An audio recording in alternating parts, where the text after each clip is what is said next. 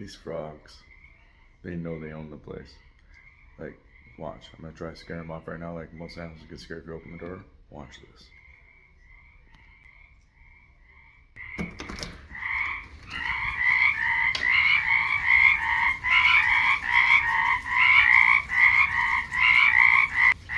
It's gotta be right in there somewhere, right?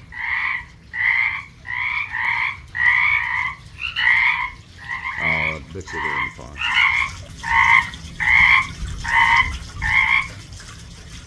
Okay, yeah, now you're quiet. Gotcha.